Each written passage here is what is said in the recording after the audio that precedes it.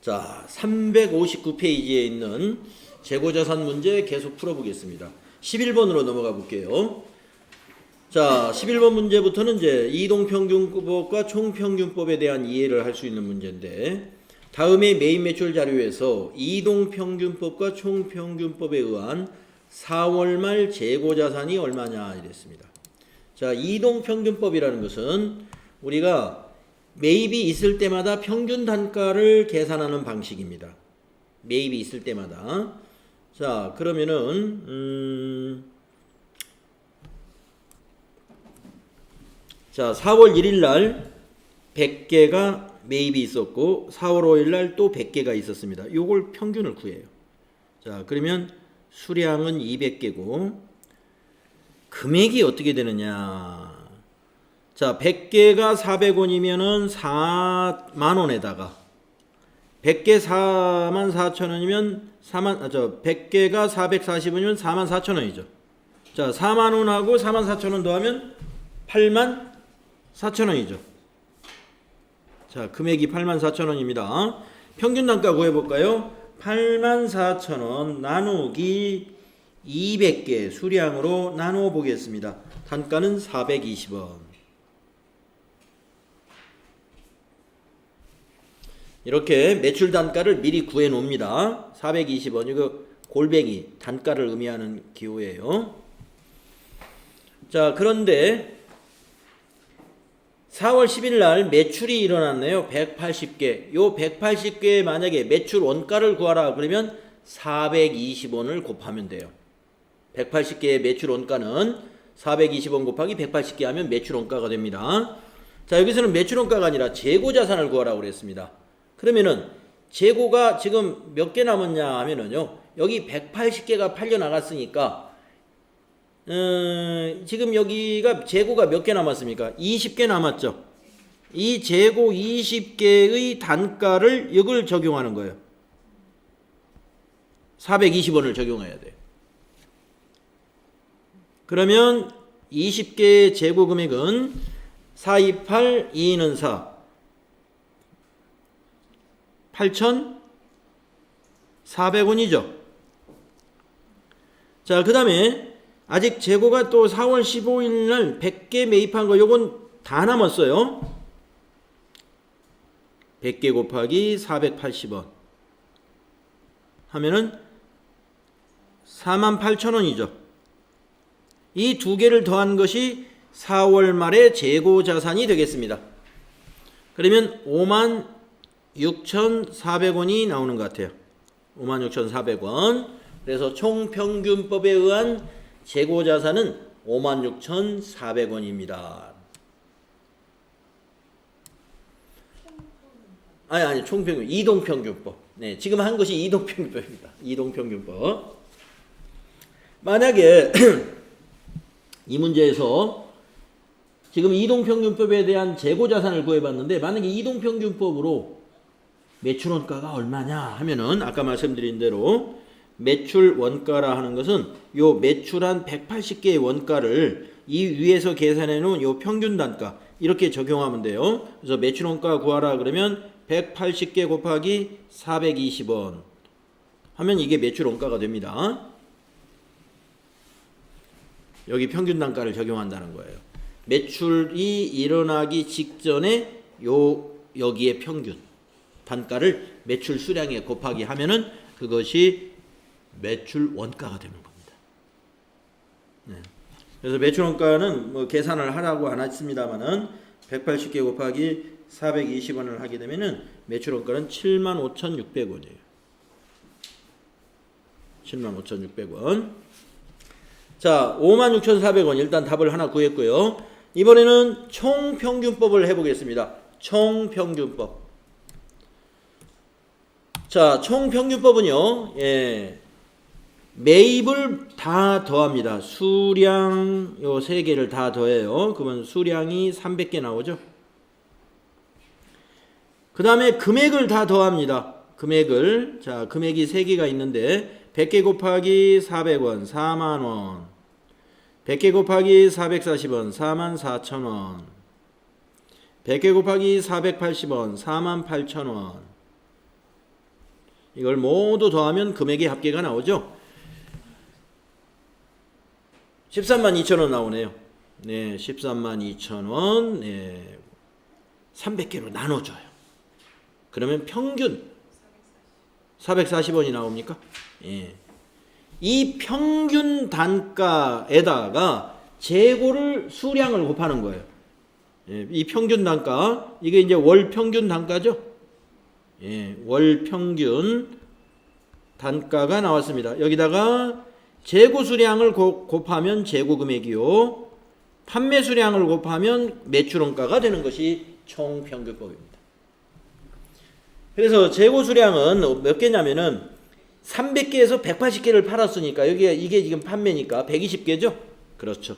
그래서 440원 곱하기 120개 해보면 답이 나오는 거죠. 네. 52,800원 나오네요. 52,800원. 그러면 거기에 맞는 답이 몇 번에 있어요? 네. 4번이 답이다. 쉽죠? 예.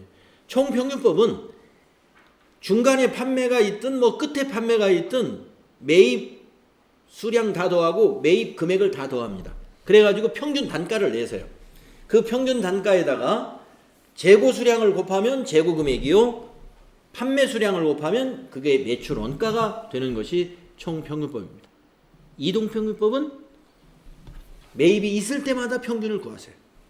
매입이 있을 때마다. 그래가지고 그때 적용하면 돼요.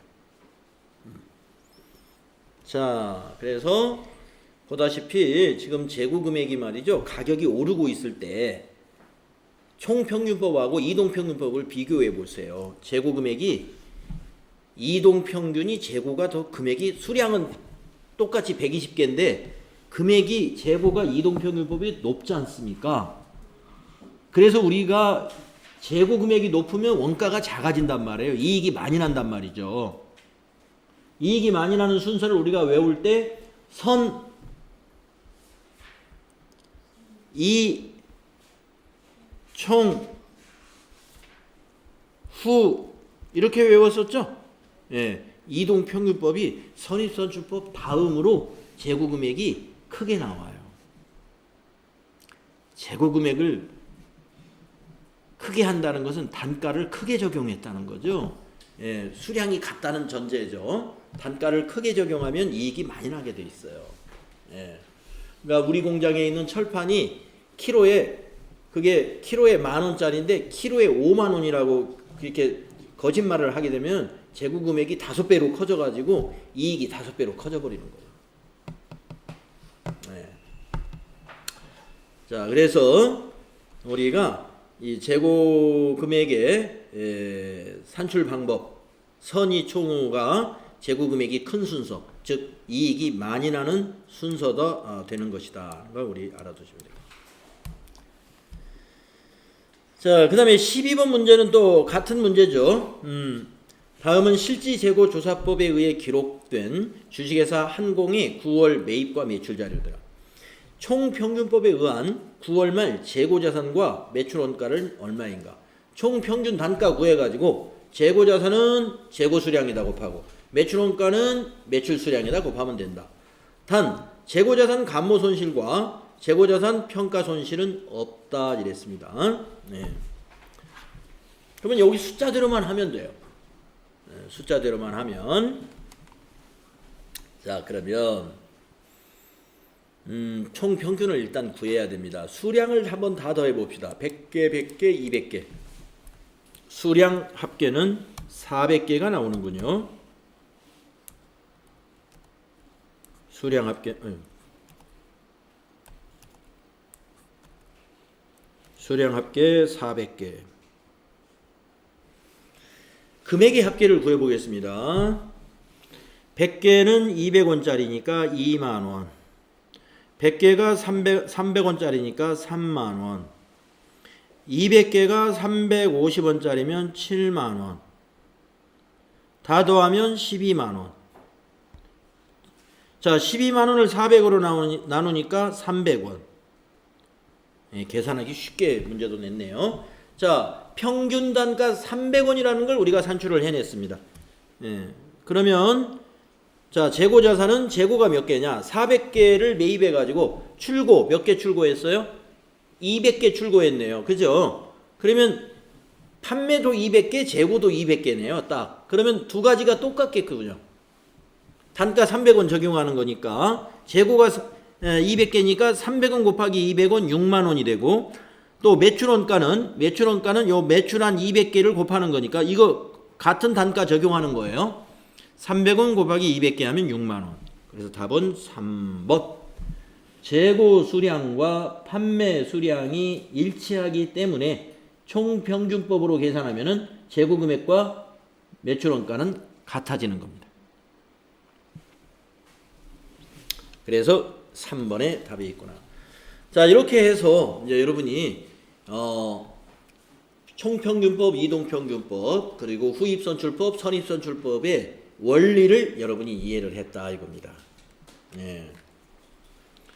다음에 13번 문제는 실지 재고조사 중 정상적인 재고자산 감모 손실이 발생하는 경우 이를 손익계산서상에 어디로 분류해야 할까요? 이랬습니다.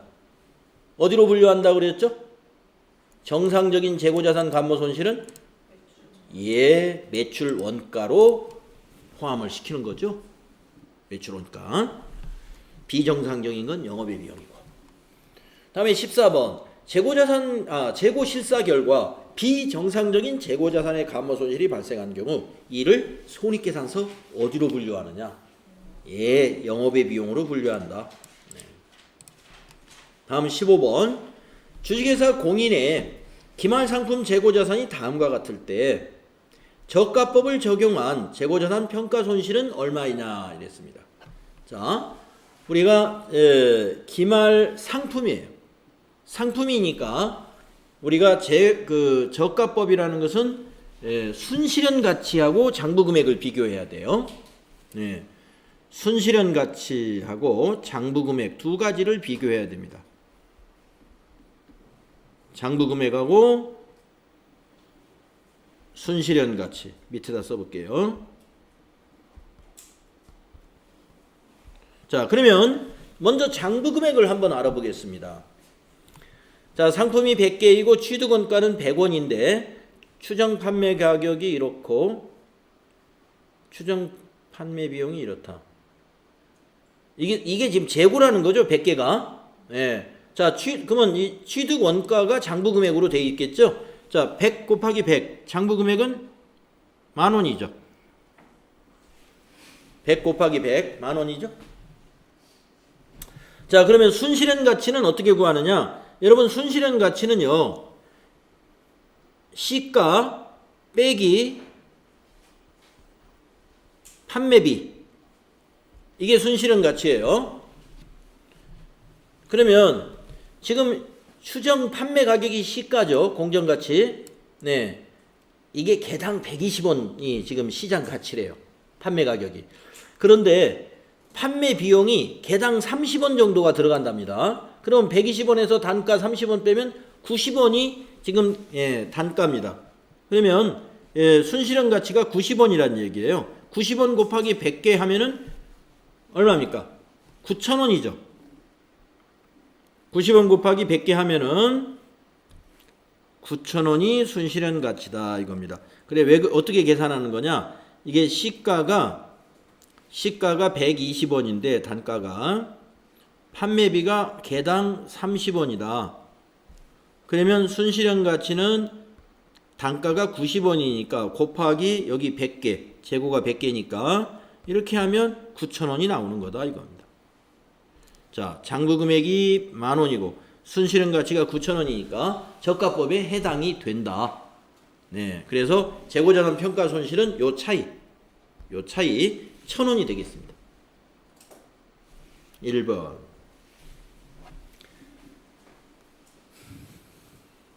만약에 말이죠, 여기 추정 판매 비용을 30원이 아니라 20원으로 고쳐서 문제를 내면 여기 보기에 답이 없어요. 왜냐하면 평가를 하지 말아야 됩니다. 자, 120원이고 추정 판매 비용이 개당 20원이면 장부 금액하고 똑같아지죠. 취득원가하고 100원으로. 그러면 저가법에 해당이 안 되기 때문에 평가를 하지 않습니다. 그래서 만약에 보기에 제로가 나오면 제로가 답이 되는 거예요. 평가 손실 없다. 낮았을 때만 평가합니다. 높았을 때도 평가하지 않습니다. 그래서 여러분 알다시피 이것을 이제 그 분계를 개정 과목으로 써보면은 이게 이제 평가 손실이 얼마냐 이렇게 문제가 나오겠습니다. 나올 수가 있지만 아래에서 올바른 회계 처리를 고르면 이렇게 하면 그 회계 처리는 이렇게 돼야 돼요. 차변에 재고자산 평가 손실 1000 대변에 재고자산 평가 충당금 1000 이게 답이고요. 이것을 거래의 결합관계로 정리할 때는 재고자산 평가 손실은 매출 원가에 가산하는 내용이고 대변의 재고자산 평가 충당금은 재고자산에서 차감시키는 계정이다. 이렇게 설명이 되어야 됩니다. 그래서 회계 처리까지 이렇게 회계 처리하는 것까지 함께 알아둡시다. 자, 이제 마지막 한 문제 16번. 다음 자료에 의하여 손익계산서에 보고되어야 할 재고자산 감모 손실은 얼마냐 이랬습니다. 네. 자, 여기 손익계산서에 재고자산 감모 손실로 따로 보고가 되는 것은 영업외 비용만 재고자산 감모 손실로 나타납니다. 선생님, 정상적인 재고자산 감모 손실도 있잖아요. 정상적인 재고자산 감모 손실은 손익계산서에 이 계정으로 안 나타나고 매출원가에 더해진다 이 말이에요. 우리 아까 그렇게 배웠잖아요.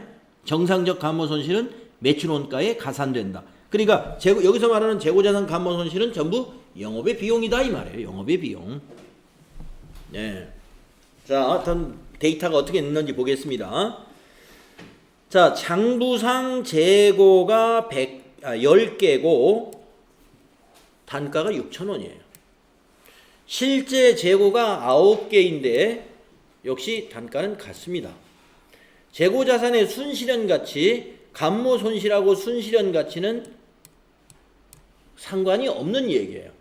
우리가 순실현 가치라는 것은 평가 손실을 따져볼 때 순실현 가치를 가지고 비교하는 거죠.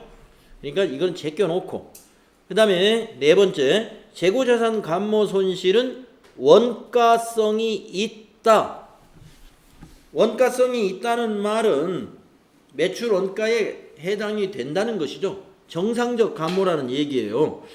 뭐 그런 얘기가 아닌가 보다. 그러면 하여튼 정상적 감모도 매출 원가에 가산은 되지만 금액으로 그러면 알아봐야 되겠네요. 한계죠, 한계.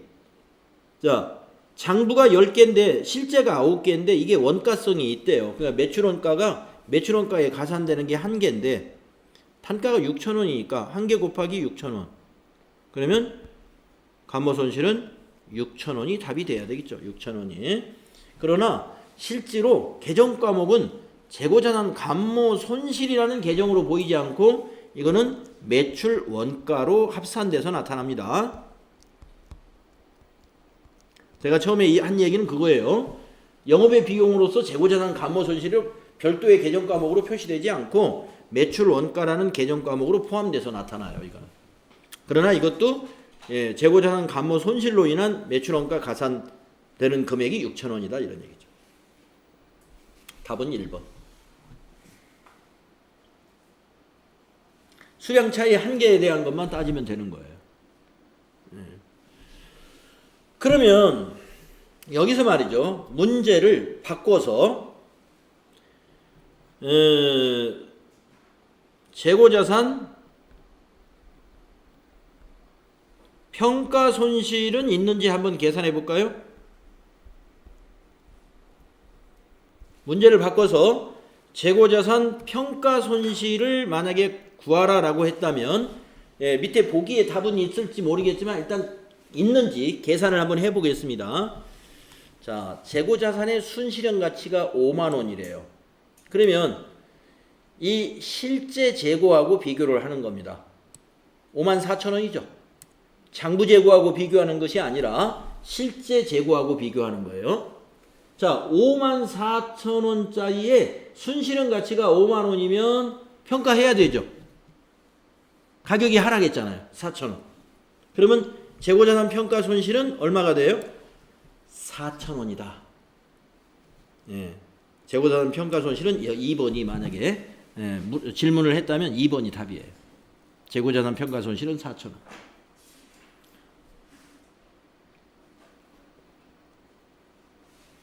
재고 금액과 순실현 가치를 비교하는 겁니다. 그래서 낮으면 낮은 걸로 평가를 해야 되니까 차변의 재고자산 평가 손실 4천 원, 대변의 재고자산 평가 충당금 4천 원 이렇게 회계 처리해야 되죠. 자, 여기서는 감모 손실을 물어봤으니까 1번이 답이 되는 것이다. 네. 자, 이렇게 해서 우리가 드디어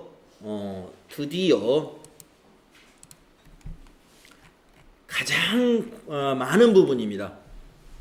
우리가 개정과목 회계에서 가장 개정과목이 많은 부분 유동자산에 대한 공부를 다 마쳤어요.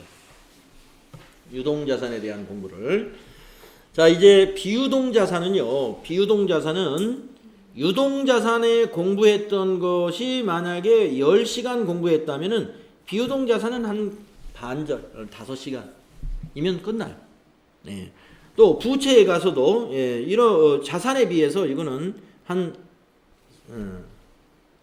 유동자산에 비해서 한 30% 정도밖에 시간이 걸리지 않습니다. 그래서 거의 이제 반절이 끝났다라고 보시면 재무상태표에 대한 것 중에서는 상당히 많이 우리가 공부를 했다. 자, 그러면 여러분 다시 교재 앞쪽으로 넘어가 가지고요. 이제 79페이지에 비유동자산에 대해서 공부를 한번 해보겠습니다.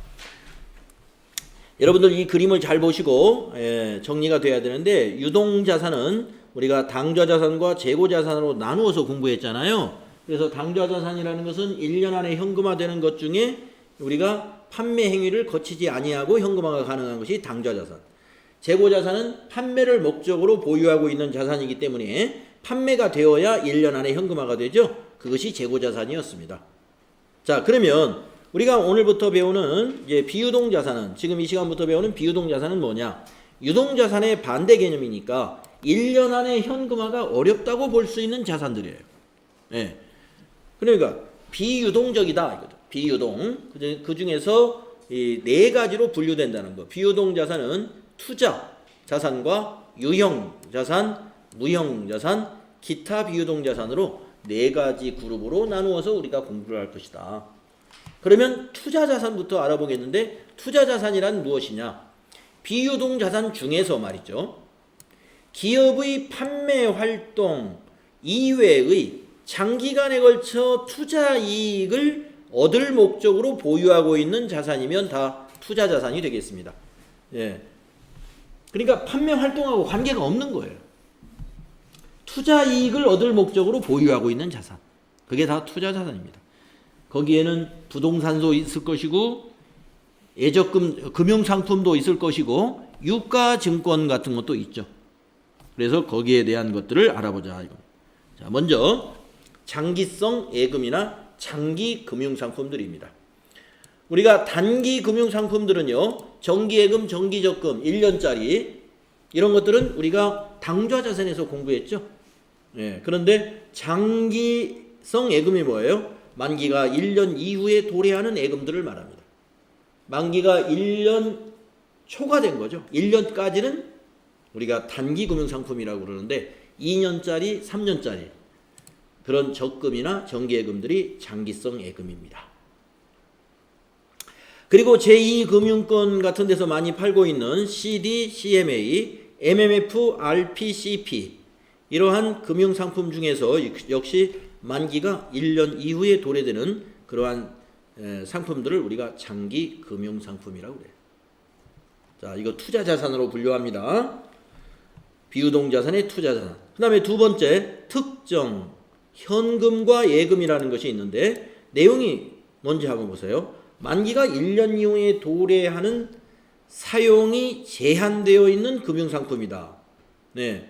그러니까 사실상 만기가 1년 이후이지만 1년이 지났다고 해서 찾을 수 있는 것이 아니라 제한되어 있다 이거예요. 그러면 밑에 여기 주의사항을 한번 보십시오. 특정 현금과 예금을 예로 하나 드러났습니다. 은행과 당좌 거래를 체결하고 있는 기업의 경우 당좌 개설 보증금이라는 것을 은행에다가 예치하게 돼 있는데 그 예치금도 예금에 해당이 됩니다. 그런데 이 예치금은 만기가 1년 이후에 도래했다 하더라도 찾을 수가 없어요. 그 은행과 당좌 거래를 계속하고 있으면 그 거래를 마칠 때까지는 못 찾는 이런 개정 과목을 우리가 특정 현금과 예금이라는 개정 과목으로 분류한다. 사용이 제한되어 있는 금융상품이다. 만기가 되어도 안 찾는 거. 예. 그것이 예를 들면 이런 당좌 개설 보증금 같은 것이다. 이것을 은행에 예치해 놓게 돼 있어요. 자, 그 다음에 투자자산에 분류되는 장기 대여금입니다. 우리가 대여금이라는 것은 여유자금이 있어서 우리가 이제 거래처를 상대로 이자놀이 하는 것이죠. 예. 좋게 생각하면 거래처의 현금이 어려우니까 거래처를 돕는 것이라고도 볼 수 있어요. 예. 근데 이자 안 받고 그냥 빌려주는 회사는 거의 없을 테니까 결국에 자금을 빌려주고 투자하는 거예요.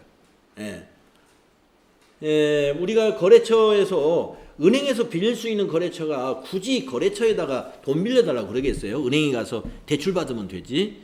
그런데 그 거래처가 은행에서 대출을 받을 수 있는 조건이 안 될 수가 있는 거죠. 예. 재무구조가 나쁘고 수익성이 떨어지게 되면 대출 한도 금액이 적단 말이죠. 그러면 이미 대출을 다 받았기 때문에 금융기관에 가서 빌릴래도 한도 초과로 인해서 더 이상 대출이 안 됩니다. 그러면 돈을 어디서 땡겨야 되겠어요? 거래하고 있는 거래처에 가서 사정 얘기를 하고 설득을 해서 빌립니다. 그러면 지금 은행 금리가 가령 5%라면은 업체에서 빌릴 때는 5%보다는 더 줘야 빌려줄 수 있겠죠. 그래서 이게 장기 대여금. 네. 자금을 대여해 주고요. 회수 기간이 1년 이상인 대여금을 우리가 장기 대여금이라고. 1년짜리는 뭐였어요? 단기 대여금이었죠. 그래서 우리가 당좌 자산에서 단기 대여금이라는 걸 우리가 공부했어요. 기타의 당좌 자산에. 근데 이거 장기 대여금은 투자 자산으로 불려요. 이거는 투자한 것이다. 다음에 이제 투자 자산에 부동산이 있어요. 그게 투자 부동산입니다. 건물이나 토지 같은 것이 여기에 해당이 되죠. 그런데 개정 과목을 건물, 토지로 하면 안 돼요. 투자 부동산은 건물이나 토지를 개정 과목을 투자 부동산이라는 개정 과목으로 합니다. 기업의 고유의 영업활동과 직접 관련이 없는 부동산을 말하는 거예요. 예, 그래서 영업활동과 관련이 있다는 건 뭐예요? 사무실로 사용하는 건물. 이거는 투자 부동산 아니에요. 그냥 건물이라고 하는 거예요. 예, 공장을 지으려고 사놓은 토지. 이거는 토지라고 해야지 투자 부동산이라고 안 합니다. 예, 근데 공장 부지로 산 것도 아니고, 그냥 별로 필요 없는 땅을 사놨어요. 그건 투자 부동산이에요. 예, 투자 목적으로 사는 거다. 자, 그래서 또 다음 페이지에 보시면은 투자 자산이 유가증권에 대한 얘기가 나옵니다. 예, 유가증권도 투자 자산에 해당이 되는데 우리가 이 유가증권에서는 좀 복잡해요. 예, 우리가 유가증권에 대해서 앞에 당좌 자산 공부할 때 단기 매매증권이라는 거 우리 공부했잖아요. 그런데 오늘은 단기 매매증권 외에 이 개정 과목을 더 좀 알아두자 하는 겁니다. 뭐냐면은 만기 보유증권이라는 개정 과목과 매도 가능증권이라는 이 개정 과목. 만기 보유증권과 매도 가능증권에 대한 개정 과목을 공부하는데 이것이 유가증권에 해당되는 투자자산에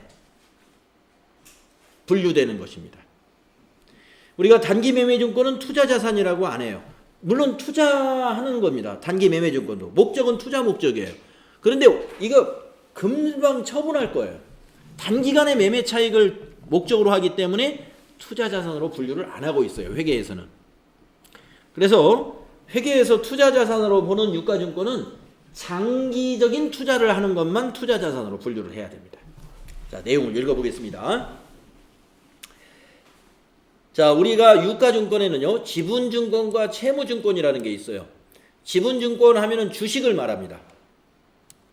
그래서 지분증권은 주식 등 회사의 순자산에 대한 소유 지분을 나타내는 유가증권이라는 얘기고요. 채무증권은 뭐냐? 국채, 공채, 사채. 국가가 발행한 채권을 국채요. 공공기관이 발행한 사채는 공채. 사기업이 발행한 채권을 사채라고 합니다. 이 모든 걸 채무증권이라고 해요. 즉 줄이면 채권이 되죠. 따라서 국채, 공채, 사채 등 발행자에 대하여 금전을 청구할 수 있는 권리를 표시하는 유가증권을 우리가 채무증권이라고 한다. 그래서 유가증권에는 지분증권인 주식과 채무증권인 채권이 있다. 이 두 가지를 일단 정리하시고 요 밑에 있는 표를 잘 이해를 해야 됩니다. 그러면 이 지분증권과 채무증권을 개정과목을 분류하는 것은 몇 가지로 분류하느냐면 세 가지로 분류해요. 단기 매매증권 그리고 만기 보유증권을 먼저 분류합니다. 단기 매매증권과 만기 보유증권으로 분류하고 그 두 가지로 분류되지 않은 유가증권은 전부 다 가운데 있는 매도가능증권으로 분류하면 돼요. 요령이 그렇습니다. 예. 그러면 밑에 표를 보시면 순서가 1, 2, 3으로 되어 있죠. 바로 1번이 단기 매매증권이라는 거예요. 1번이. 자, 1번으로 분류되는 것은 뭐냐? 여기죠.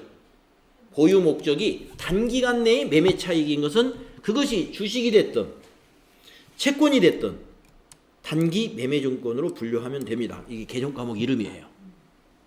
이것은 우리가 앞에 당좌자산 배울 때 단기 매매증권의 회계처리까지 쫙 배웠어요.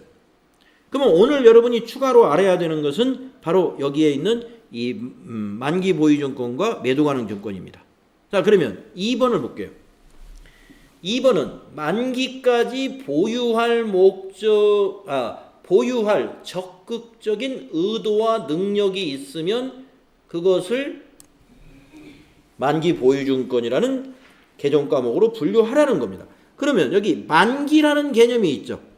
만기라는 개념은요, 지분증권, 즉 주식에는 없는 표현이에요. 주식에는 만기라는 게 없습니다. 그러니까 만기 보유증권으로 분류되는 것은 주식은 일단 제외가 되고 채권, 채무증권 중에서 만기까지 이거는 보유할 목적으로 회사가 취득했다. 그러면 만기 보유증권으로 분류하면 돼요. 개정과목. 이거 투자자산이에요. 그런데 오늘 채권을 샀어요. 근데 만기가 오늘이 5월 13일입니다. 만기가 6월 13일인 채권을 샀어요. 그러면 취득일로부터 만기가 한 달밖에 안 넘었네요. 그러면 그게 투자자산이냐? 아닙니다. 현금성 자산이에요. 그거는. 자, 여러분이 당좌자산 배울 때 현금성 자산에서 뭘 배웠습니까? 취득 시 만기가 3개월 이내인 금융상품과 유가증권은 현금성 자산이다 이랬습니다. 예, 그러니까 채권을 취득했다고 그래서 만기까지 보유한다고 해서 다 만기 보유증권이냐? 아니다. 취득 시 만기가 3개월 이내인 것은 제외.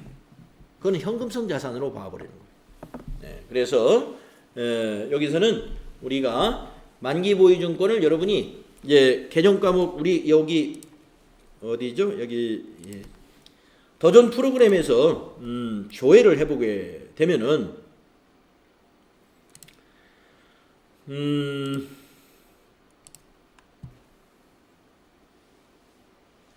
전표를 입력할 때 이제 우리가 만약에 1월 1일 날 차변에 만기 보유증권을 취득했다고 만기로 한번 입력을 해보겠습니다. 이런 방식으로 이제 개념 과목을 찾는데, 화면을 확대해서 보여드릴게요. 만기 보유증권을 딱 검색했더니 2개가 나오더라 이겁니다. 왜 2개가 나오느냐? 아까 그런 얘기입니다. 취득 시점에서 만기가 3개월 이내인 것은 124번으로 처리하는 거예요. 저거는 유동자산에 있는 현금성 자산이에요. 124번이. 그 다음에 밑에 있는 181번. 요게 투자 자산으로 분류하는 만기 보유 증권이에요. 네, 그래서 개정 과목에는 뭐 투자 자산 만기 보유 증권이다, 현금성 자산 만기 보유 증권이다 이렇게 써 있진 않아요. 두 개가 다 만기 보유 증권인데 요 코드를 보고 우리가 분류를 하면 돼요. 코드가 빠른 것은 유동 자산에 있는 만기 보유 증권, 코드가 높은 거 이것이 지금 이 시간에 배우는 투자 자산의 만기 보유 증권이 된다. 그래서 같은 만기 보유 증권이지만 분류는 다르게 될 수도 있습니다. 지금 여기서 설명하는 우리 책에서 설명하는 이 시간에 설명하는 만기 보유 증권은 코드 번호 높은 거 투자 자산의 만기 보유 증권을 얘기하는 거예요. 여기서는 자 그다음에 1번과 2 외의 경우는 언제 매각할지 결정하지 않은 유가증권이에요. 이건 전부 다 주식도 매도 가능 증권, 채무증권도 매도 가능 증권으로 분류하는 거예요. 예. 언제 매각할지 결정하지 않은 유가증권이 전부 다 매도 가능 증권입니다.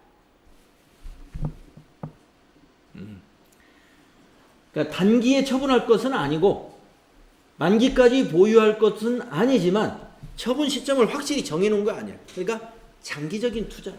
장기적인 투자. 매도 가능 증권. 그래서 이제 매도 가능 증권으로 분류되는 것을 이제 그 매도 가능 증권으로 분류한 이 매도 가능 증권의 회계 처리에 대해서 여기서 이제 설명이 좀 보완된 설명이 나옵니다. 그래서 이 부분의 요 밑에 부분이 상당히 이제 그 중요하거든요. 매도 가능 증권의 평가 손실하고 단기 매매 증권 앞에서 배웠던 평가 손실하고 그 차이점을 여기서 지금 설명하려고 하는 내용이에요. 그래서 이 부분은 뭐 금방 끝낼 수가 없기 때문에 여기 요 중간부터 다음 시간에 여기 있는 내용을 쭉 읽으면서 밑에 회계 처리에 대한 설명을 마무리를 하겠습니다.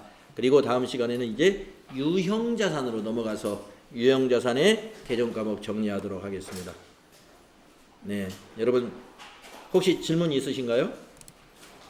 네, 질문은 언제든지 여러분 해주시고 개인적으로 공부하다가도 질문 사항이 있으면 메모해 놓는다든가 아니면 문자로 질문 알려주시면 돼요. 자, 수고 많이 했습니다. 네.